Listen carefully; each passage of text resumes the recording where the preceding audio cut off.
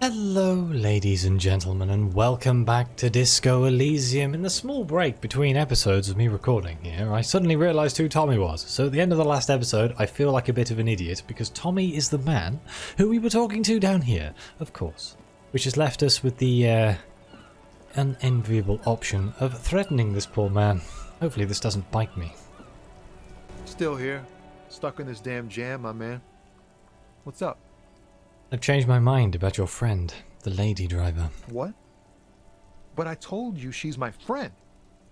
Please don't make me give her up, detective. Get someone else. There's a ton of drivers here. She's a suspect, and I need you to tell me where she is. Or I can't finish the investigation. Shall I do this one first, just in case? I'm going to do this one first. Put yourself in my shoes. I need this for another investigation too. It's important. I can't blow it. You're not going to put a bullet in your head if you blow it, are you? Because she's on the edge, man. Imagine it. An explosion of stars. Goodbye world of men, money, and machines. Nope, let's force him. I thought you were a different kind of cop. Yeah, so did I, but you're being very difficult. The realization that you've used his friendliness and goodwill for your own ends.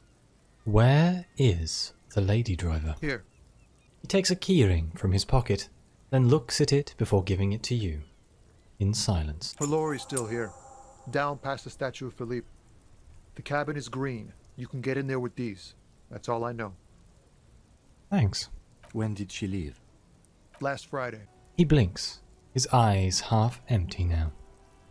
Anything else, like where she is now? No. I don't know. Why did you have her keys? She left them to me. Because she trusted me. So I can get it out of the way when the jam breaks loose. Otherwise... He doesn't finish the sentence. The other drivers would have to tow it or break in to get the machines moving. He nods. If they break in, they would find what's hidden inside. Something incriminating. I am sorry I had to do this. I bet you are. And he's sorry he couldn't be what he wants to be. A good person. His last line, his revenge on the world. Let's go, Kim. Thank you for your cooperation, sir. I know it was hard, but you did the right thing. You don't really think so? Sure I do. I really do. If I didn't, I wouldn't be in the RCM. Take care, sir. Okay, so the one with the green cab. Philippe is here. It's got to be over here, right? Oh god. Trying to climb over this with the WASD keys is not going to work. We're going to use the old mouse here. Green cab. Well, we have the key, so how bad can it be? Oh, is it this one? Okay. This green found, A to Z, contemporaire, is parked in the shadow of the ruins looming overhead. It's seen better days. This is the one our man pointed to. The lieutenant peeks inside. I can try to peek in the window. The glass on the side windows is tinted and covered with dust. You can barely make out the shape of a seat and two steering levers. It feels like you're peeking into someone's home residence. Inside it's private, cozy, warm, dusty too. We unlock the door with the key Tommy gave us. You push the key into the lock and turn. It makes a cracking sound. Then the door pops back a few centimeters. You can just open it. The smell of cigarettes and perfume welcomes you. The cabin inside is plastered with old movie posters. Actresses smile from the walls. There's a radio transmitter in the front and a toolbox tucked under the driver's seat. Some tools lie scattered near the pedals. Let's admire the posters. These are movie posters featuring starlets from long-forgotten films from the 20s, the teens, even the 90s of the last century. One of them particularly catches your eye, a centerfold of an ingenue attached right above the back seat. We study the centerfold. The actress is draped in a sheath dress, one of her shoulders bared.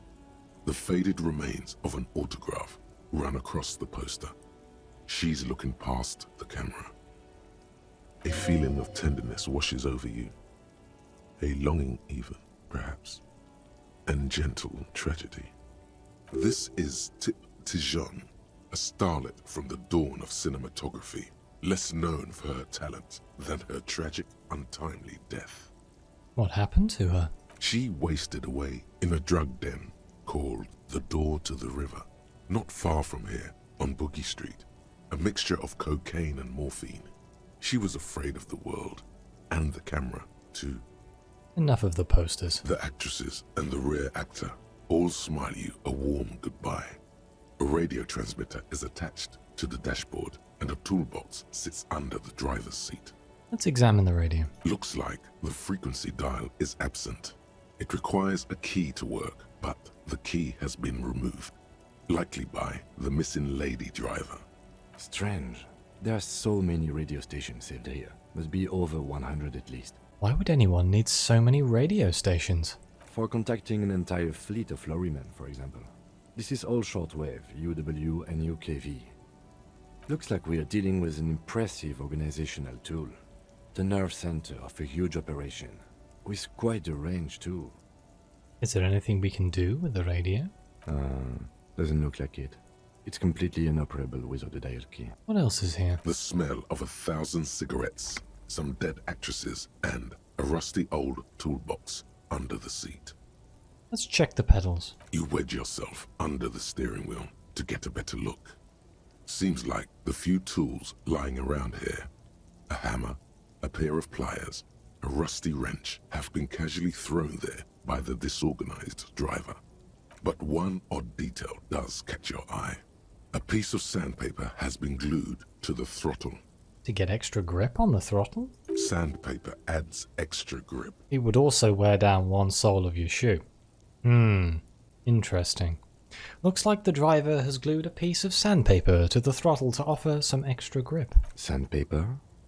A novel technique? The sandpaper would also rub off the pattern from the driver's right boot sole. Yes? He likes where this is going. Do the honors, he thinks. Connect it yourself. One of the footprints of the crime scene had an abrasion. One sole was smoother than the others. Which means that the missing lady driver was present at the lynching. The lieutenant's eyes light up behind his prescription lenses. And she was also the one running the drug trade. What a handful. Or first the drug smuggling, now this. How deep does this rabbit hole go? We've identified one of the footprints, but there are still 7 to go. He writes something in his little blue notebook. The movie stars are still smiling from the walls. There's a radio transmitter in the front and a pull-out toolbox tucked under the driver's seat. Some tools lie scattered near the pedals. Okay, can I pull out the pull-out toolbox? A metallic drawer slides out from the seat. It's empty, except for a folded newspaper. Let's unfold the newspaper. It's an issue of Periphérique from last Wednesday. A piece of paper falls out from its pages. Let's pick up the note. It looks like an article ripped out from a radio enthusiast magazine. Complex mathematical equations explain the basics of something called the Ulan frequency system. The Ulan frequency system? I've never heard of that before. I know of FM, AM, UKV, but... His thought trails off. I'll push in the pull-out toolbox. The pull-out toolbox slides back into its nest. The rest is as it was. Radio, posters, a trace of motor oil smell under all the cigarettes. Close the door. You close the rusty old lorry door. Great. I think we got everything. A word, detective? Before we return to Joyce? Of course, Kim. Alright, we've finished here. Let's quickly debrief and go over what we found, so we don't do it in front of the company rep. Seems like something police would do. What do you think of all this, Kim? Honestly, I'm quite worried by what we've seen so far. The evidence seems to point to a rather extensive and well-organized operation. I'm especially intrigued by that radio transmitter, particularly the sheer number of stations it can connect. Looks like this alleged drug trade casts a wide net. This means it's well funded. Technology like that, a major player must be financing it. I'm not sure what the Ulan frequencies are all about, but they may hold some significance. Perhaps it's a better way to connect between fleets while avoiding frequency bleed, or maybe it's used to tap into RCM networks. What about the movie posters? How do they factor into all this? I don't think they do. How do you think this is connected to the Union, or will the RCM open an investigation into this? Let's ask about the movie posters. Who knows? Maybe we'll find something random. You know how this game works. As elegant as they are, I don't think they are relevant to the drug trade. Maybe the trader is some sort of cinephile? Yes, well... He doesn't say more. unimportant. Touché. How do you think this is connected to the Union? We didn't find anything conclusive linking them to the smuggling operation. But somehow, I doubt that Everard Clare would be oblivious to something like this happening right under his nose. My suggestion is, we use it against the Union in any way we can, to our own ends. It's a slippery hill, but we just might be able to pin them down, indirectly, down the road. Will the RCM open an investigation into this? We should return to the murder case, see what Joyce tells us about the lynching. When we are done for the day, I call my station and suggest our narcotics department look into it. There are more than enough grounds to start an official investigation, sometime later when we are done here. We do not want to get caught in that. He stops to think. What are you thinking? The fact that one hasn't started already gives me pause. An investigation, I mean. Especially if the Madre grouping is involved, and I can't imagine they aren't. It's certainly worrisome. Corruption? All the same, I don't like the idea of internal affairs descending on the matter. That won't help anyone either. Okay, debrief over. Debrief over. After you. Let's go speak to the lady. Joyce. It's, without my badge, it's the only option we have, so... hopefully, she can tell us something we need to know about the lynching. And it'll, open up some more doors. If I remember correctly, the quickest way to Joyce is this way? Maybe? Down here, and then up. I really should look at these bookstands. They're the only things left that I haven't looked at. I also need to try and get into the place, that locked door. I don't know how I'm going to do that. The one in the commercial area. Because right now I'm kind of heavily going down the main storyline here, but there is side stuff I'd quite like to get done as well. Hello Joyce, I found out what was going on. You're back. Good. What can I help you with? I spoke with the lorryman at the roundabout. Yes, my eyes on the harbour have sent word to that effect. What have you discovered? Wait, where exactly are these eyes located? It doesn't really matter, and I do apologise for the surveillance. Wild Pines can't afford to be blind at a time like this. In any case, it's a relief to know someone has looked into it. If I may ask, will there be an official investigation? I assume you discovered there is an operation. She's trying to conceal her excitement, but the slight glimmer in her green eyes tells you otherwise. Huh. The lieutenant is about to interject. Cut him off. This decision should be yours. I'm going to let the lieutenant handle it. If there is an investigation, it will be part of an ongoing operation, subject to confidentiality. I'm sure you understand. Of course, detectives. In any case, you've held up your end of our arrangement. I trust you with the rest. Now it's my turn. I wouldn't normally break protocol like this, but the situation demands it. If you don't solve this murder, I'm afraid we may have a bloodbath on our hands. Was that about a bloodbath? Yes.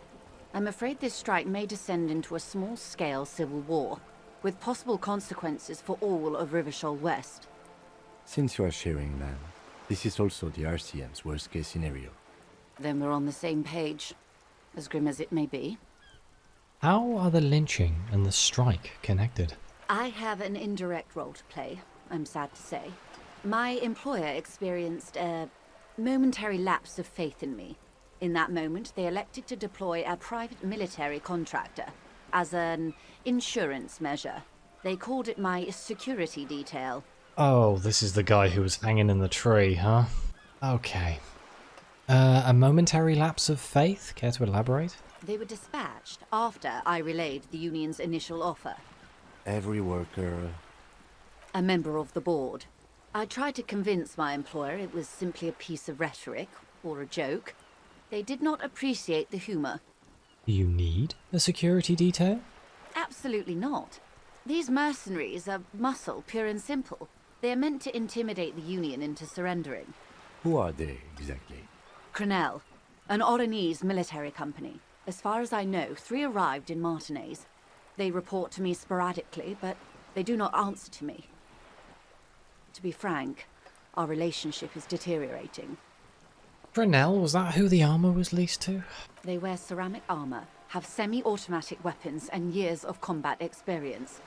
They also have trauma and stressor disorder, and no idea how to conduct themselves in an urban civilian environment. So, what happened? The story is, one of them, the Colonel, I don't know his real name, sexually assaulted a local woman while he was drunk and separated from his unit. This allowed some of the more militant Union members to subdue him. Ah, I think I can see where this is going. He was taken out behind the whirling in rags and lynched last Sunday night. It kind of sounds like he deserved it, but okay. What then? Nothing. Mr. Clare refuses to let me into the harbour. I have not been able to discuss this matter with anyone there. The remaining 2 Crenell contractors carry out their orders, for now. For now? It's a smokescreen. In secret, they are conducting an independent military tribunal into the lynching. Once this investigation is concluded, executions will follow. Oh dear. What is the nature of this so-called investigation? Whether to execute one, some, or all of the Union militants. I have to say, this is not Disco. Maybe the investigations can team up, you know, share resources and intelligence. Surely you're joking. These people are killers. My only hope is that yours provides a single, concrete suspect before they indiscriminately pick theirs. Simply put, She grabs hold of the mainsail. if you don't pin this on someone good and do it fast, they will identify and execute everyone present at the lynching. This in turn will force the Union to respond. They would have to project strength and power. The Debarders have over 2,000 men. It will be 1,000 to 1. Have you ever seen a hornet invade a beehive, Lieutenant? It's not pretty.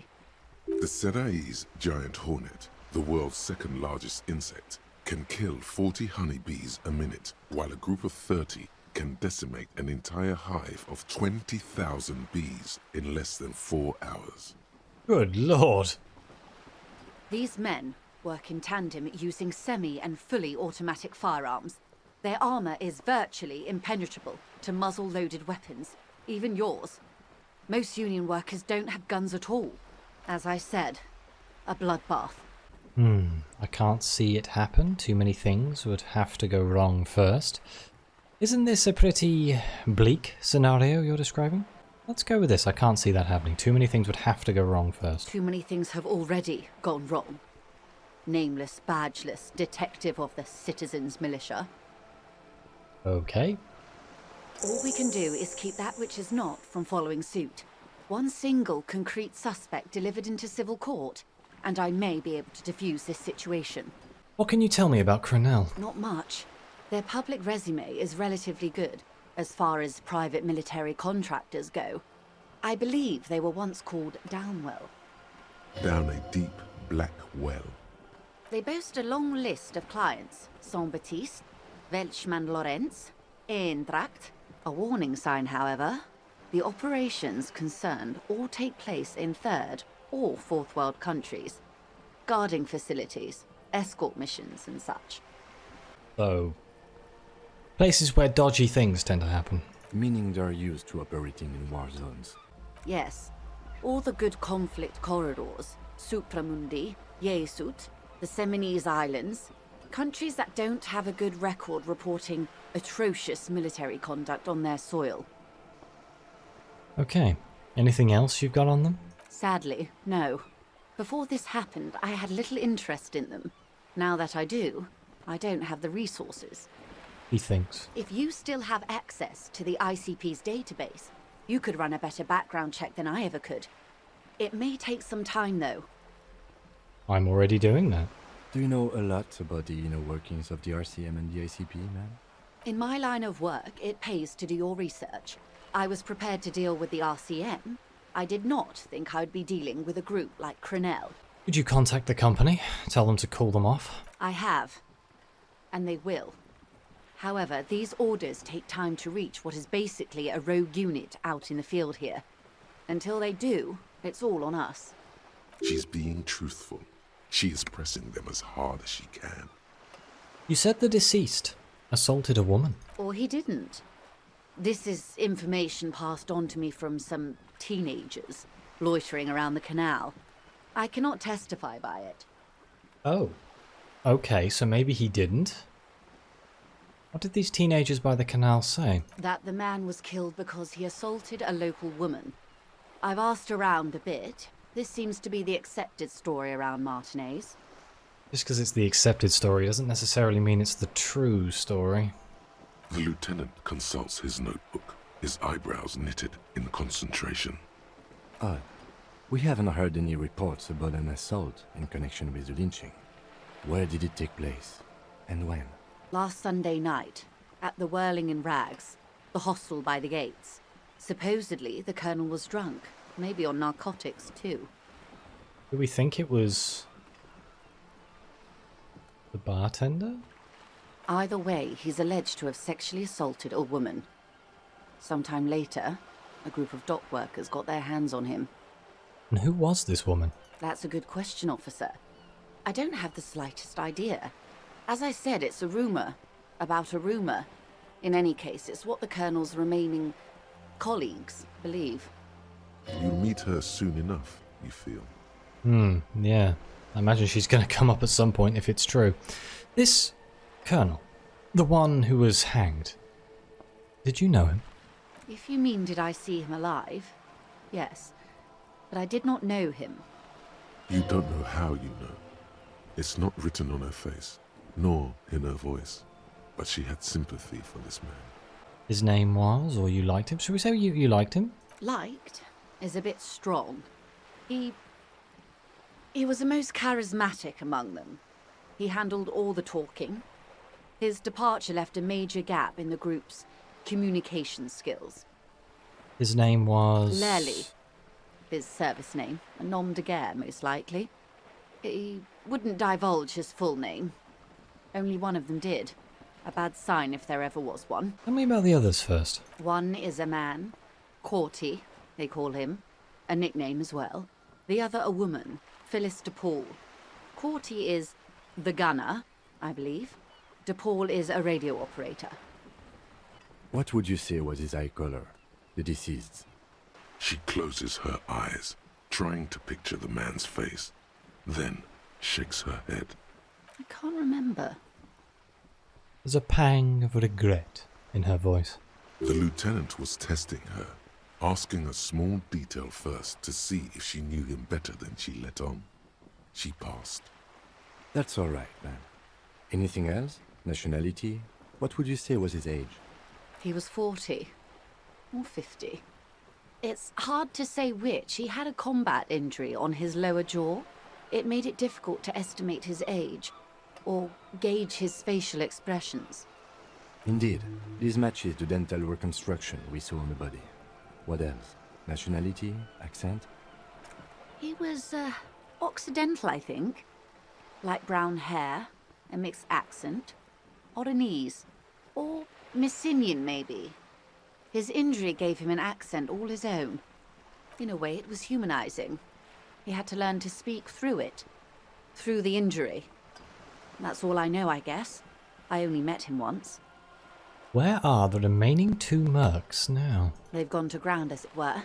I don't recommend seeking them out. For one, they're almost certainly armed to the teeth. I wonder if they are hiding in the commercial area behind that door that I can't get through. They don't have the same respect for the Revachol citizens' militia as I do. To put it bluntly, they think you're vigilantes. Ghetto savages. It will not be a fruitful meeting. Vigilantes. You're a professional officer of the only legitimate authority in Revachol. Vigilantes? The RCM gets its authority from the Coalition. Where does theirs come from? We still need to know where they are, or we'll confront them directly. We still need to know where they are. You're likely to run into them eventually. When that happens, I'll be in a better position to mediate if I don't appear involved. A very high chance here for the logic pass. Where are these mercenaries?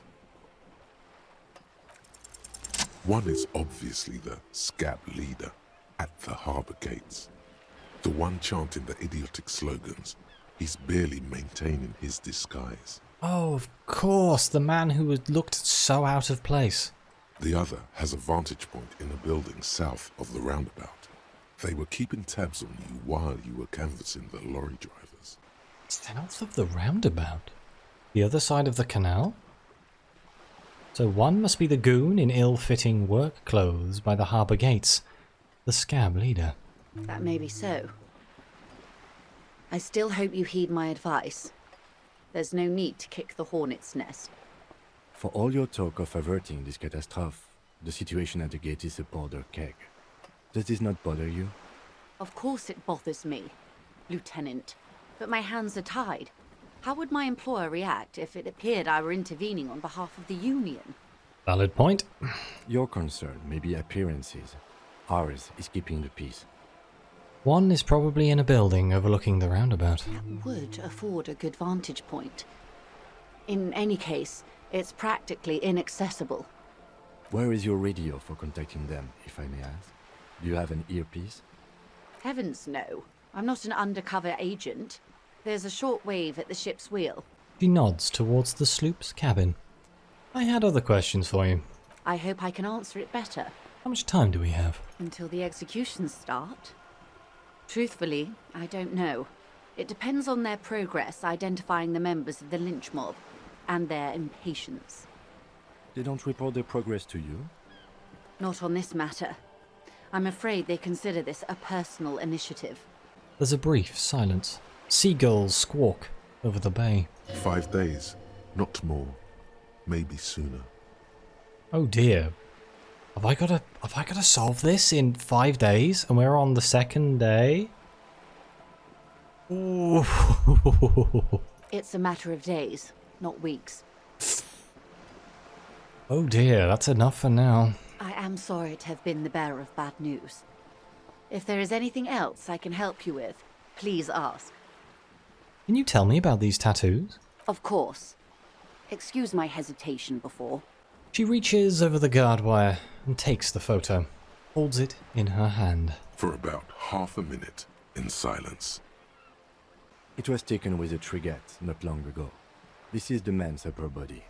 There were no more markings on his hands or legs. Stay quiet and observe the woman's expression. Her mouth is relaxed. The accordion lines near her mouth vanish. The pearls of her eyes move slowly on the photo's surface. She has no excess of emotions for this cadaver. Has she seen dead bodies before? It's likely. What do you think? Sorry. I was trying to see if I can read the web of interdependencies between these points. The stars. She points to one on the photo paper. I can't. But that's how you read this story. The points themselves don't have letters, numbers, anything. Their size, location on the body, and distance from each other tells you what they represent. Like blooms in a pattern? Close. Port cities.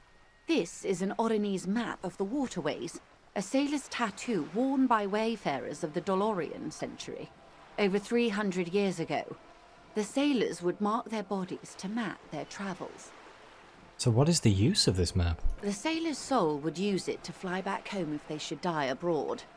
This is a sort of contraption to be reeled back in by. The silver cord, they would call it. Where is he now? This one's going nowhere but the morgue. I've spoken to him. For now, the soul is fastened inside his corpse. Well, let's go. Yeah, this one's going nowhere but the morgue. The times have changed. What travels did the dead man make? Quite a few. Vredefort, the Oronese capital, traditionally stands on the right shoulder. He started somewhere near here, I think. What next? Then he made his way to the Pretto Grande, through what I think must be the Stutz Canal, an artificial channel through the Occident. From the Pretto, he sailed to the Insulindic Ocean, first the Semines Islands, then this. He points to his heart. What is that? Revachol. Those are the two constants. Vredefort on the shoulder, and Revachol in the heart. They started the tradition of these maps right after the discovery of Insulinde, at the dawn of the Interinsulary Age. The old world passing by, and the new world already here. You said you can't read it. I can't. This man was no sailor, and these are no ports. I can understand geographic fragments, but not their meaning. Somewhere in an office lit by a single green desk lamp, Captain Ptolemaeus Price, 58, bald and bespectacled, is writing in a ledger on his desk. Rows and rows of days and weeks, laconic remarks in a single column. Patrol, case, vacation, injured. In Martinez looking into Krenel, he writes in one. Then the man puts down his pen and rubs his temples with both hands. Outside, there is a siren. Distant gunshots on the streets of the Jamrock Quarter. What is happening? This man is no brother of mine, but this is his service history. That makes sense to me. We have no more use for a map of the waterways, just like we don't need sailors the way we used to. This is what the custom would morph into on the Occident. Mercenary tattoos. For all the boys looking for adventure, a blood spatter on the seas. Who could tell me more? His platoon members? The other contractors. Though I do not suggest you go and show them that picture. This man was their friend and comrade. That's probably a valid point. It could go this or the other way. Maybe if you're tactful, it could be beneficial. That definitely seems like a I'm gonna save before I have this conversation. Surely there are other people to ask about the tattoo. This is not necessary to complete the task, officer. It's a dangerous side task. Search elsewhere. I need the information. Mark it down and ask the mercs about tattoos. Do what you have to do, Detective. I don't think deciphering that tattoo should come before public security. But if you should wade into the mob to find out, I couldn't stop you. We will be careful, ma'am. That's all for the tattoos. Thank you for your help. Is there anything else I can help you with? Thank you. That's all for now. Okay, let's take heed of what we have. We need to ask the scab leader about tattoos. Find the traffic hooligan. First you should find the vehicle they used, but we have to cross the canal for that. We can't do that yet. Perhaps another mercenary could tell you more about the hangman's tattoos. We'll meet the smoker on the balcony tomorrow. Find my heraldic bird. Yes. Open apartment door for Everett. I don't know. The door is behind the greenhouse in the yard. A basement door. Not happy about that one. Maybe we'll do that. Aging cryptozoologist. Southwest across the canal. We can't do that yet. Find money to pay guard. Can't do that. Investigate the doomed commercial area. Search for the malignant entity. Find a way into the chimney. Race Enigma, we're ignoring that. Hangman's boots, we're ignoring that. One piece of armor? Can't do that yet. The victim's tattoos. Another about the tattoos' possible meanings. Track down my badge, can't do that yet. Explore the whirling secret passages. We're gonna find that at some point. Who put the clothes in the trash? Still got no idea. Who made the call reporting the crime? No idea. And we still haven't sung karaoke. What a sad, sad thing, huh? But I think, for the sake of not wandering off and doing something random, I shall end this episode here. So thank you very much for watching. Please like and subscribe. Let me know what you think. Your comments are greatly appreciated. And as always, I'll see you next time.